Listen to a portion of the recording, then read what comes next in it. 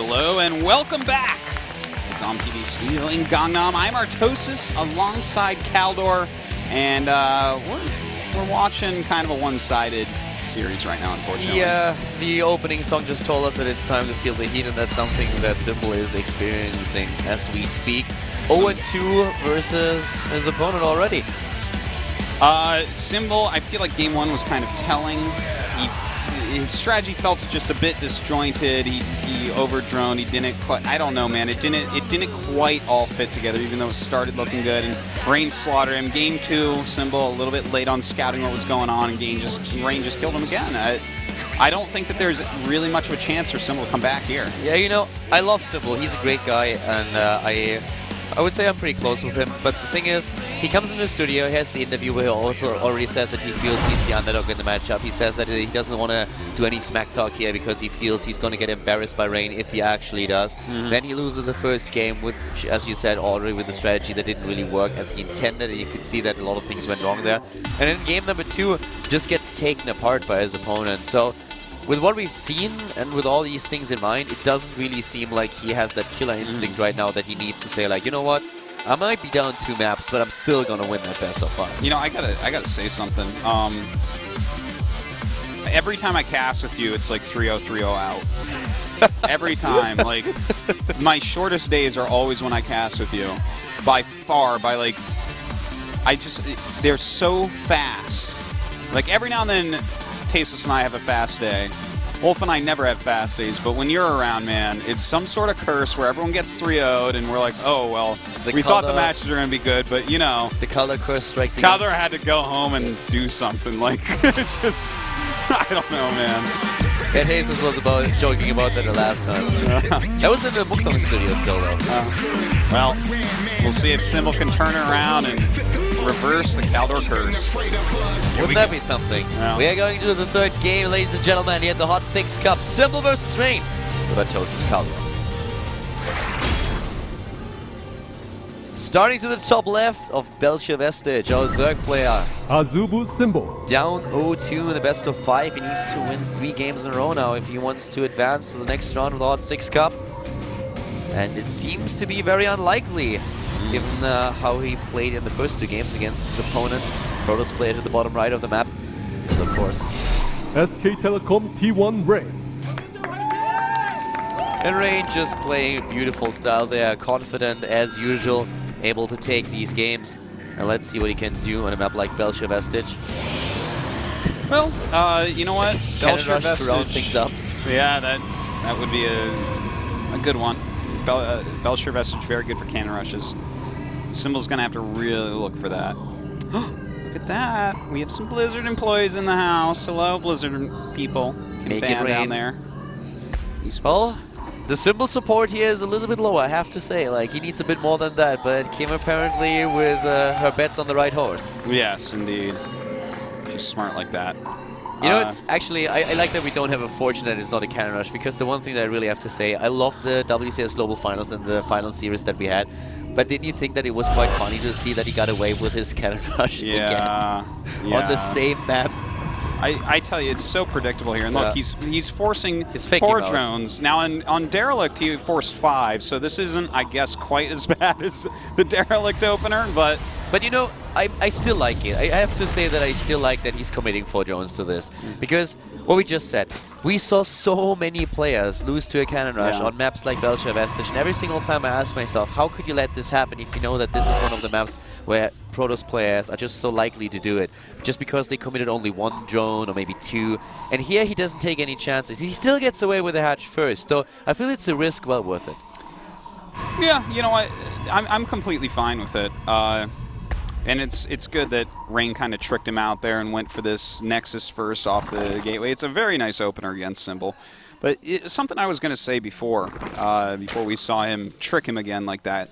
The previous 2 maps are much better for Zerg than this one. I feel like Belcher is a bit Protoss favored in this matchup, whereas Whirlwind, I think that's pretty good, but a little bit Zerg favored, and Derelict, I think that's Zerg favored a little bit. Yeah, so, definitely. You know, I feel like if he couldn't do it on those 2 maps, what is going to happen on Belcher? What is Symbol going to change to pick up a victory here? Belgia is just a really difficult map to play as a Zerg player against Protoss, depending on strategies, because you have so many areas where force fields are very strong, where you can really work as a Protoss player with the high ground. And I would say that in this game in particular, we were most likely going to see a War Prism again if he goes into the mid-game, what we saw in game number 1 on Derelict Watcher. And composition-wise, it's always a little bit tricky here as well. If you go into something with Hydralisk and try to make the Vipers work, Ultralisks are not good here as they are on other maps. No, they aren't. So that's something that I don't expect really to see. And in fact, even Swarm Host can be a little bit tricky to use here with how many paths there are. They're definitely usable, but not as powerful as on some other maps. Yeah, as you already said, I mean, Direct Watcher was probably the most Zerg-favored map that we saw so far for the matchup. And Symbol just didn't really look like he had really a chance there.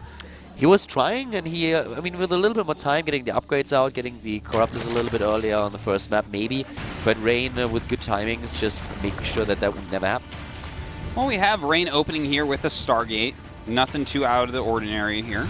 As far as Symbol goes, grabbing his gases, getting a bit more gas, as well as the Roach Warren. Kind of standard openings so far.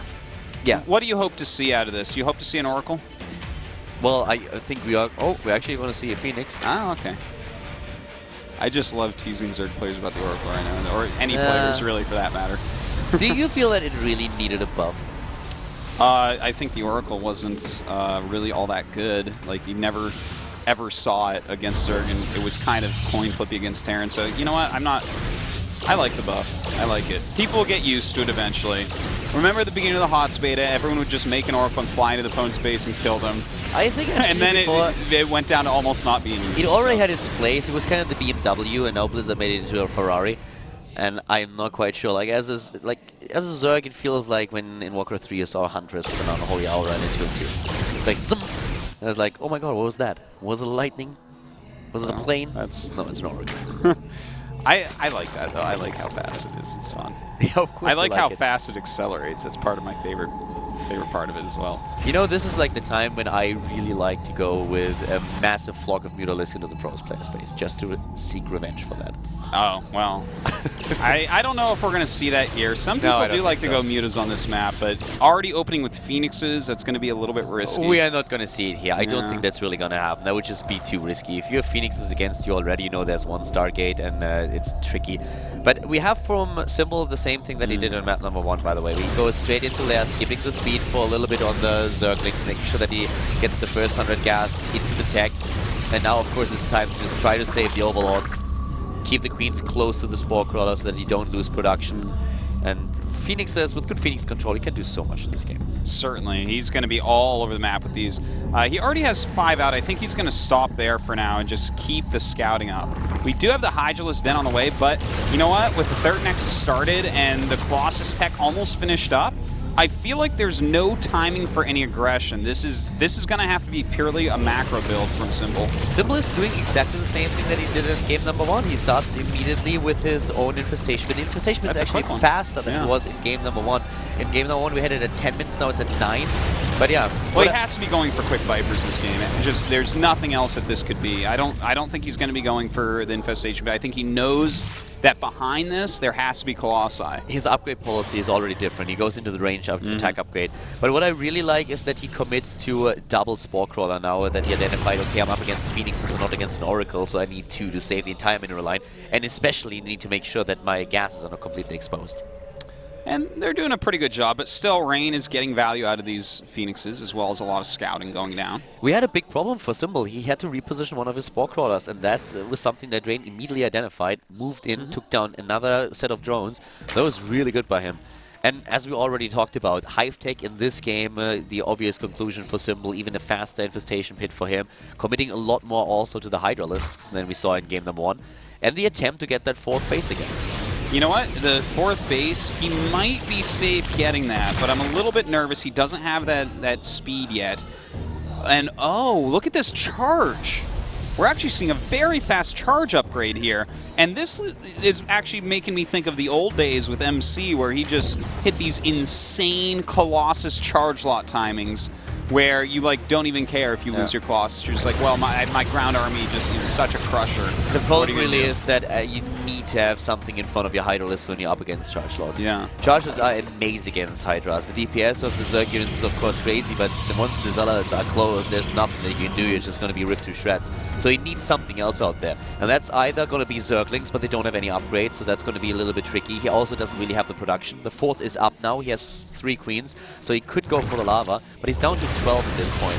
Vipers are coming in, and this is going to be difficult to hold for Symbol. He does have only Hydralisk so far, if I'm not mistaken, and not a whole lot of those He's either. got like 6 Hydras, 4 Roaches, and a Zergling. That's not the most scary army. I think he's actually... Look at his gas. He's going to be hard-pressed to hold on to this. He doesn't have the gas to build anything. He goes into an Ultralisk cavern. Not really what I thought we would see here. But well, here come the Roaches, and that is a bit of a beefy block at the front, but that 4th is going down. I do not think he can hold that, and there he goes. Well, I mean... Oh, 1 Zealot left behind. It's looking kind of one-sided, Kaldor, I have to say, once again. Despite having 2 spores everywhere, those Phoenixes are all still alive. They've killed so many drones off this game. They've really slowed him down. He's lost his 4th base. Sure, he's gone to Hive Tech, but we're going to have Psystorm. With the Templar Tech already ready against Quick Vipers, and we do not have the upgrades for the Ultralisks. There's an armor upgrade coming up, that's it, but the attack upgrade goes to the Hydras, and of course you want to block at the front. Here comes the Chitinous Plating, but I'm not quite sure if that's really what he can do, and as already talked about earlier, this is exactly what we expected. Once again, the Warp Prism in the main base, late detection since there is no Overlord close by, and those Zealots, it's a small investment, but they are doing damage. They're taking down mining time, they kill the Queen, production is going to be an issue. Okay, this I like, though. I actually see something that Symbol's doing that is giving me a little bit of hope from this game. A Baneling Nest is coming up. And if we see Rain actually stay heavily on Zealots, mixing in a few Banelings can really screw everything up. You get a couple connections on Zealots, running with your Ultras, you'll kill this army right off. And if he can kill the army one time, he can still win this game. He definitely can. But it's going to be very difficult since he had to cancel that 4th base again, so it's 3 base versus 3 base now. He has that armor upgrade that we talked about. Chitinous Plating is about to finish. But what Rain currently has on the map is very dangerous and not easy to face for Symbol. He also doesn't have Infestors this time, so blocking down the army is not going to be an option. He needs to make sure that he has a really good position to fight this. Well, we'll see how he does with it. He's got to get that 4th. He is making on the other side now, which makes a lot of sense because Rain's army being over here, he has to get a 4th base up. It's just so important at this point. Nice, I like the Hydras. This time he pays attention and Rain misses it for a second and loses his Warp Prism.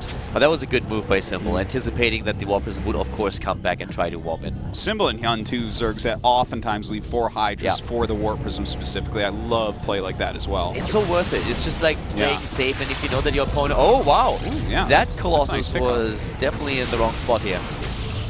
Well, it looks like he is going to run out of there, but that's a very nice snipe, taking out one of the Colossi. Now, we do have Immortals on the way, plus 3 attack as well, and Rain has to get out of the middle of the map. He's done a lot of damage, sure, but an Ultra-Spaced army still can kill him off, and here we go. It's coming in. A nice yoink there, taking down another Colossi. And we have the Blinding Cloud working quite well for him. Rain getting out of that immediately. Double Time Warp also on the map, and now the Protoss player just chasing that army away.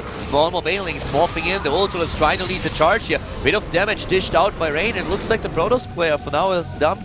Moves back, but still has a pretty good position here. He does. Plus 3 attack is nearly completed too. The more units I see pop out for Zerg, on open ground like this, and even against this composition that we're seeing, I feel like this Ultros army crushes. So Rain has to be careful about this. I feel like you fall back and turtle up a little bit so you get a few more Archons, a few more Immortals to actually fight this well. But he does have 2 Immortals already in his army, so that's pretty decent. Yeah, he started the Immortal production once he saw the first Ultralisk, so he's trying to make sure that he has something against his army. We don't have the speed for the Banelings just yet, so he needs to wait a little bit longer. I feel the composition is now really amazing for Rain, actually. He can use the Storm upgrade that he had to just take care of the Banelings together with the Colossi. Once you get like 4 Immortals and you start mixing some Archons and you still have Colossi left, I mean, you're going to need to see a tech switch into like Broodlords basically to deal with that. That base is going to be scouted, and it's most likely going to die as well. The army is completely out of the position at the other side of the map. He didn't see that Protoss army moving up there. So he's losing the fourth again, and so far the attempts to get a fourth base have definitely not paid off. I feel like I'm watching a TVZ on Belshire Vestige where the Zerg just, you know, they have all this stuff, they have a nice army, but they just cannot hold on to the fourth. And this is part of the problem. The fourth goes towards the Protoss, and it's so easy for them to attack. Yeah, but talking about attack, Simple is not trying to move in here, and a couple of Zerglings are already in the wall. Make sure that they get their kills off, but the cannon does a good job. And here we go, Ultralisk trying to break through. Now it's the time where Rain has to get a really good position. The Immortals are at the front, and Rain, yeah, he can snipe one or two Ultralisk if he gets like, gets a Viper here, and that costs a lot of gas. That is a very nice snipe, and doesn't quite get the Ultra, but really softens him up. In the meantime, Zealot's harassing in this natural and going towards the third. Oh, that's a little bit brutal. Yeah. Rain is just playing a fantastic game. Oh, he does, definitely. The attempted concave here, and here come those storms to blink away. A few of the High Templars are exposed. Bailings moving in, the Ultralisk closing the distance, trying to just get close enough. The Immortals immediately with the focus fire. A lot of the Ultralisks are already low, but he needs to target them down. That's exactly what he's trying to do right now. And Rain is dropping an army supply. He's dropping heavily, blinking away once again, exposing the Colossi. A good Yonki with Viper. Another Colossus already down, and the Ultralisks are still going to town. Those Ultras, almost all of them still left alive. Now, he did lose quite a few drones there. His economy is very badly hurt, but he's killed off most of the army. The problem is, Rain falls back to a ton of cannons. And look at this, he's killed off all the expensive units that Symbol had. Yeah. And he's on 4 bases, so he can easily remake his army. He finally sniped the Ultralisks there, and that's exactly what he needed to do. The rest of the army should not be a big issue, especially with the Blink Micro that we saw from Rain so far. Goes in again, and Symbol already looks very shaky here. Rain with more army supply. The reinforcements are coming in for Symbol, but the Archons leading the charge now and making sure that those Hyras just don't stand a chance. That's it. GG. Symbol just not up to snuff. Yeah. Rain, a far superior player today, looking great.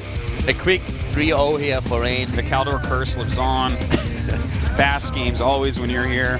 Very well deserved by Rain here. That was a really good game. He played really well. Symbol, it just wasn't quite there. Like, he never was stopping any of these little timing pushes towards the 4th base that are actually like par for the course right now. This is what happens in PvZ. They walk out and try to kill your 4th, and Symbol's not stopping that. His tech choices are a little bit wonky. He lost a lot in the main base to the Zealot War bit because there was no Overlord. The Phoenixes in the beginning, of course, one of the things that Rain did there, shutting down the scouting information, and that's one of the main reasons why we didn't see that Overlord that usually hovers to detect that Warp Prism. So those were fantastic Phoenixes. Oh yeah, fantastic they did so much. They really did. They denied a lot of scouting, as you say. They killed a lot of drones off. And they scouted for Rain, which I think is just so important. You know, he did get enough Immortals in time that the kind of tricky, risky Ultralisk switch where you're trying to catch their army out of position and without quite the right composition, it just didn't work. You know, I feel he could have even done better in the last fight. There were so many Ultralisks clumped in that had like maybe 50 hit points left, or maybe like 100. With a quick focus, with a few of the Immortals, he could have taken those out even faster. But then the cannons really helped him at that base. He just fell back into cannon rage, took down all of the Ultralisks, and from that point, the rest of the army was so exposed, he really needed the Ultralisks at the front.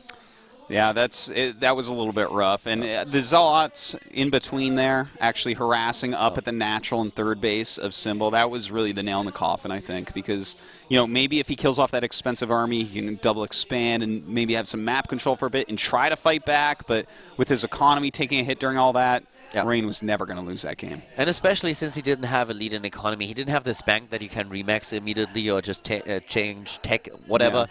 So upgrades weren't really there for him. We had Rain already on +3 attack. He had Storm, he had Colossi, the Banelings trying to move in. And he got a couple of good connects, but if you think about how many Banelings there were, the area of effect damage really shut them down quite fast. It's very true. Well, we're going to jump to a quick break, and then we'll be back with the second series, so don't